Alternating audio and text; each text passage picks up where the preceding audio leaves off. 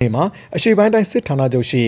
တန်လွင်ခမ်းမမှာကျင်းပပြုလုပ်ရာရှမ်းပြည်နယ်အစိုးရအဖွဲ့ဝင်ကြီးချုပ်ဦးဆိုင်ထိန်ဆိုးကဂုံပြုအမှာစကားပြောကြားပြီးအရှိပိုင်းတိုင်းစစ်ဌာနချုပ်တိုင်းမူဗိုလ်မှူးချုပ်ကျော်နိုင်ဦးကအလင်းဝင်ရောက်လာသူလူငယ်များအားအသိပညာပေးရှင်းလင်းပြောကြားပါတယ်။အဲဒီနောက်ရှမ်းပြည်နယ်ရဲတပ်ဖွဲ့မှရဲမှူးချုပ်ကဥပဒေအကြောင်းအရာများအားရှင်းလင်းပြောကြားပါတယ်။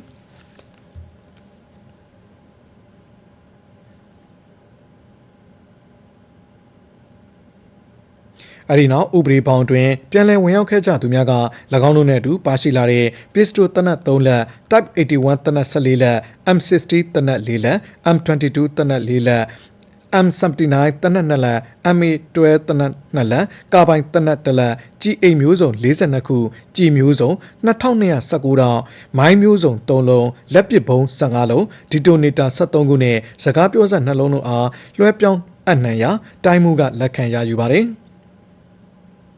အဲဒီနောက်ပြည်내ဝန်ကြီးချုပ်နဲ့တိုင်းမှုတို့ကပစ္စတိုတနက်တလက်အတွက်စုချင်းငွေကျပ်320နှုန်းဖြင့်3လက်အတွက်360မောင်းပြန်ရိုင်ဖယ်တနက်တလက်အတွက်စုချင်းငွေကျပ်350နှုန်းဖြင့်28လက်အတွက်1350ကျပ်လက်ပစ်ဘုံတစ်လုံးစီအတွက်စုချင်းငွေကျပ်3သိန်းနှုန်းဖြင့်15လုံးအတွက်45သိန်းကျပ်မိုင်းတစ်လုံးအတွက်3သိန်းနှုန်းဖြင့်3လုံးအတွက်9သိန်းကျပ်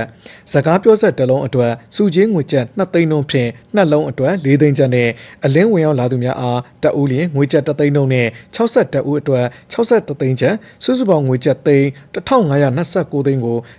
ထောက်ပံ့ပစ္စည်းများအားပေးရခဲ့ပါတယ်။အဲဒီနောက်ဥပဒေပေါင်းတွင်ပြန်လည်ဝင်ရောက်လာခဲ့သူများအားခံဝင်ကတိလက်မှတ်ရေးထိုးစေပြီးမိဘအုပ်ထိန်းသူများထံစနစ်တကျပြန်လည်လွှဲပြောင်းအနှံပေးခဲ့ကြပါတယ်။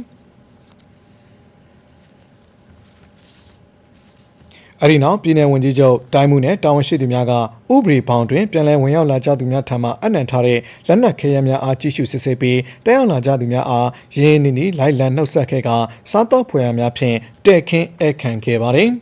ဒီကနေ့အခမ်းအနားမှာငြိမ်းချမ်းရေးလုပ်ငန်းစဉ်များကိုလက်ခံယုံကြည်လျက်ဒေသတည်ငြိမ်အေးချမ်းရေးကိုအမှန်တကယ်လိုလားကြတဲ့ဥပဒေပေါင်းတွင်ပြန်လည်ဝင်ရောက်လာကြသူများအားမိဘအုပ်ထိန်းသူများထံလွှဲပြောင်းအနှံခဲ့မှုအနေနဲ့ရှမ်းပြည်နယ်တောင်ပိုင်းတောင်ကြီးမြို့နယ်မှအမျိုးသား2ဦးညောင်ရွှေမြို့နယ်မှအမျိုးသား1ဦးစီဆိုင်မြို့နယ်မှအမျိုးသား30ဦးပင်လောင်းမြို့နယ်မှအမျိုးသား12ဦးမောက်မယ်မြို့နယ်မှအမျိုးသား10ဦးလွိုင်ကော်မြို့နယ်မှအမျိုးသား6ဦးစုစုပေါင်း PNL အဖွဲ့ဝင်အမျိုးသား62ဦးဖြစ်ကြောင်းသိရပါတယ်။